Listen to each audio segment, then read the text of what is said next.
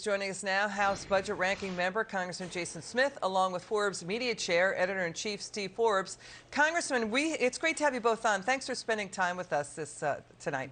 Congressman, we had a really ugly day on the market.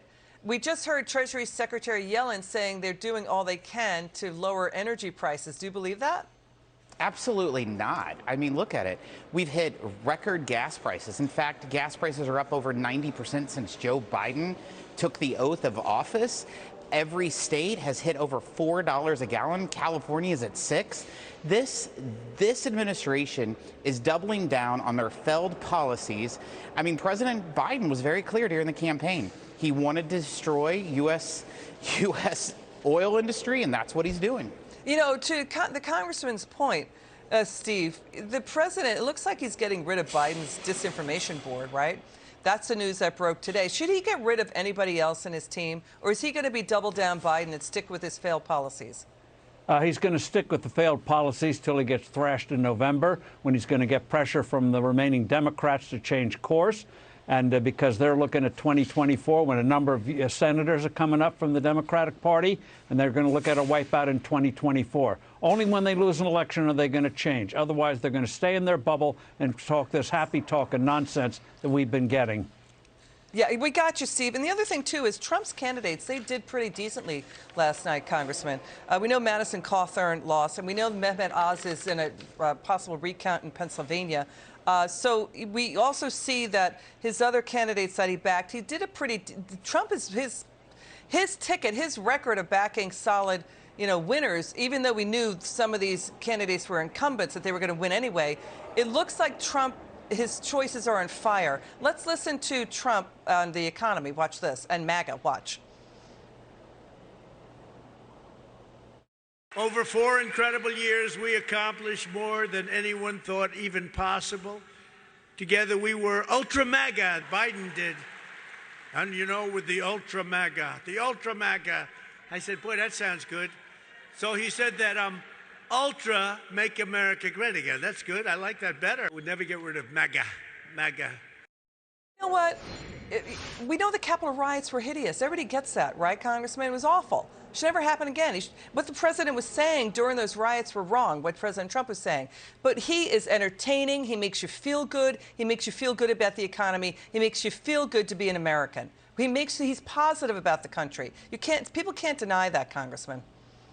Liz, he believes in putting America first. And the crises after crises that's been created with this administration, whether it's the inflation crisis, the energy crisis, the Afghanistan crisis, you name it. Every crisis that this administration has created has made it difficult on working class Americans. You know what? They miss President Trump. The reason why President Trump is doing so well in all of these endorsements across this country is because the American people trust him. They believe in him, and they miss him, especially his policies. And to what the congressman is saying, Steve, we've got more smash-mouth politics from Biden and Nancy Pelosi. We don't know if the Republicans can stand up to that. They've been dividing and attacking and not uniting. More than 7 out of 10 say America is heading in the wrong direction. Biden was supposed to unite. He has not healed the country. He's made things worse. Now, even Elon Musk is saying he usually votes Democrat, but now he's going to quit the Democrat Party because they are full of division and hate. What do you think of that? Well, I think it just underscores what this administration has done or not done. Everything they've touched has turned to you-know-what, whether it's a crime, the border, the economy, inflation. We've got a book out on inflation, which is getting worse because of the policies of this administration, and a Federal Reserve that wants to engineer a slowdown in the economy. So you put that together, and we're suffering unnecessarily. None of this had to happen. To Steve's point, we hear from Wall Street, we hear from Bank of America, Congressman, Morgan Stanley, Goldman Sachs. Goldman Sachs is talking about punitive inflation. Obama officials, Larry Summers, Jason Farmer, they've all been talking about it. But, Congressman, there's a way out of this. We can fix the economy. The crises are man-made. It's how we govern ourselves, right, Congressman? How would you fix the economy? How would you fix inflation? Well, first off, this administration believes that the way that you fix inflation is to spend another $5 trillion. You can't inflate yourself out of inflation. You can't spend your way out of inflation. Stop the spending. Even Democrat economists said that if you pass the $2 trillion American Rescue Plan, that would lead into unseen inflation in a generation.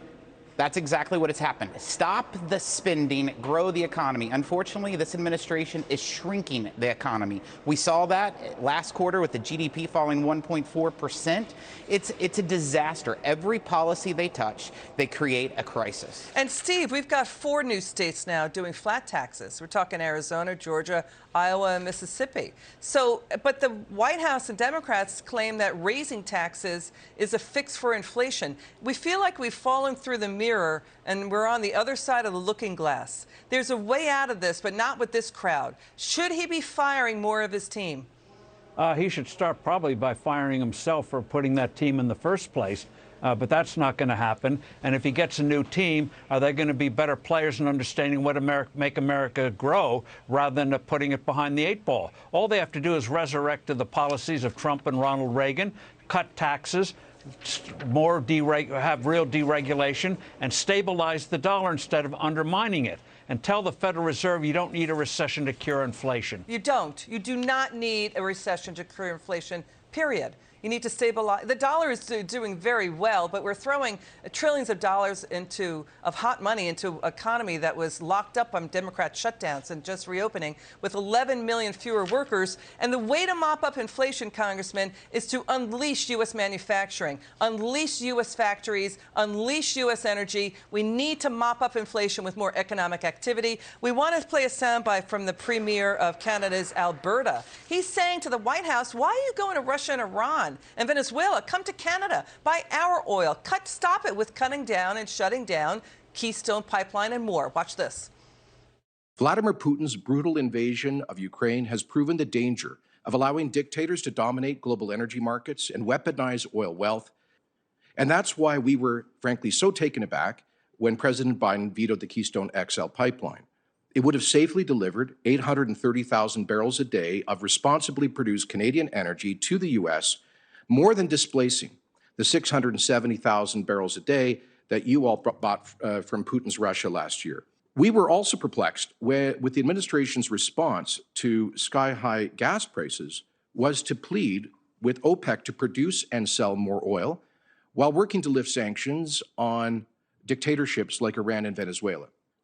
Well, Senators, Calgary is a lot closer to Washington than Riyadh. Yeah. So what are they doing, Congressman? This administration's war on U.S. energy doesn't just stop at our borders.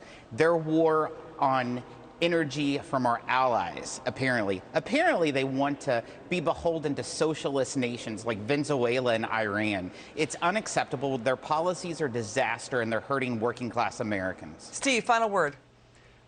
Trust America, not Washington politicians.